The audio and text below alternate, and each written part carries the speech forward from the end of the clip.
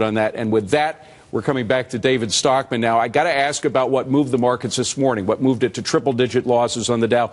News from emerging markets. What is happening with emerging markets, and is that as a result of what the Fed has been doing? The crisis of subprime nations has started. Subprime nations? It's identical. Not subprime housing. It's identical to the subprime housing. How so? How did that happen? Because when the Fed slashed interest rates in the early 2000s, it flushed money into risky investments in a stampede for yield, looking for yield, and that's exactly what happened after 2009 when the Treasury rate was taken down to absurdly low levels, 1.5 at the bottom.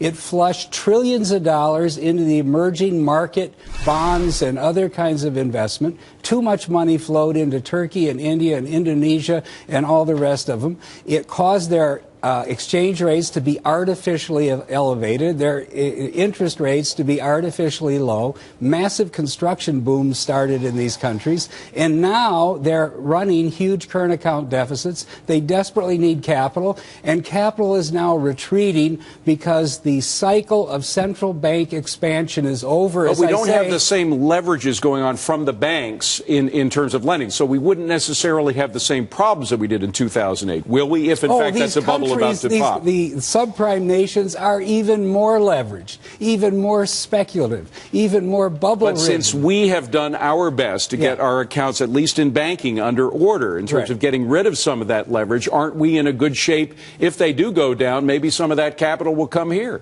Well, look, I mean, I don't think we have delevered at all. We have $58 trillion worth of debt in this economy, public and private, compared to 52 at the top before the last crisis. Households have barely reduced their debt by less than $1 trillion. They still have 13. Businesses have actually increased their debt by a lot. The idea that somehow we've deleveraged and we're healthier is a Wall Street myth designed to make you feel comfortable, so you go in and buy some stocks that are vastly overvalued and keep the game going. You know, our audience was feeling so warm and fuzzy after we had Marty Feldstein. Now we got your comments. I think they're about to shoot themselves. Well, I hope not, folks. Those are two different Very different views. We got to leave it at that. David Stockman, great to see you. Thank you very much. Liz, over to you. David.